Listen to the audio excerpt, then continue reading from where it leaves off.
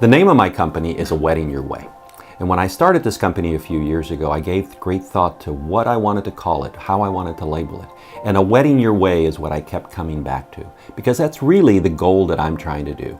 I'm trying to give you a day that stands out in your memory forever, in the memory of your friends and family and witnesses, and that is done the way you want it. All couples are welcome. You want a religious wedding? I can do that. You want a non-secular wedding? I can do that. You want a wedding that mixes different cultures together? I can do that. I've done Jewish weddings, I've done Hindu weddings, Catholic weddings, non-denominational weddings, same-sex weddings. It doesn't really matter.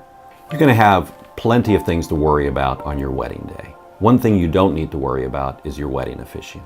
I'll be there, I'll do it. Your wedding will go off with only one hitch. You two will be hitched together. So you might wonder why I do this. My experience in weddings started when I was the mayor of the city of Hamilton, Ohio, back through the 80s and 2002. And what I did was I was allowed to do weddings as mayor. I enjoyed it. And when I stopped being mayor, when I got promoted to citizen, a lot of people kept asking me to perform weddings. So I became ordained. And now I have this business called A Wedding Your Way, which I really enjoy. And I do weddings almost every weekend. After you hire me, I block your date. I only do one wedding a day. And I start working on your wedding ceremony almost immediately. I've interviewed you. I've either met with you or interviewed you on the phone or through email. So I have a general idea of what you want. And I'm going to create a wedding script for you that has very many options. For example, if we choose to have 2 readings during your wedding, we will have multiple options for you to pick from for your readings. Some could be funny, some could be serious, religious perhaps, scripture if you'd like. I would now therefore like to share with you a reading entitled, Falling in Love is Like Owning a Dog. For your wedding vows, I'm going to ask you what you want for your wedding vows. And of course you can write your own, but I'm still going to give you samples of what I suggest to you in case you change your mind, time gets tight, or you just decide that you want to combine your thoughts and my thoughts into something. So the bottom line is I'm going to give you a script that's anywhere from 15 to 16 pages long. And really it's like a menu. You're going to be able to pick through there what you want for your first reading, your second reading, your vows, the ring exchange.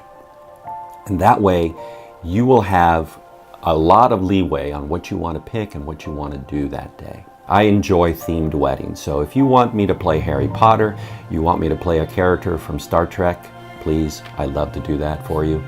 Let me know. Star Wars, an actor, a cowboy, I can do themed weddings. But I can also do serious weddings. I can do weddings that have no humor at all, that are very religious and serious, or I can go in between those two extremes and be funny, lighthearted, give you a fun day. Many times I perform weddings for couples of different religions, and we have blended their religions together into a ceremony that's meaningful and memorable for them.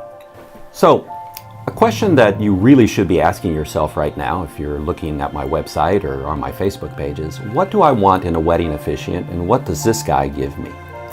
Well, I think it's the most important day of your life, probably. Short of the birth of a child or the marriage of a child, this is a day you want to live in your memory.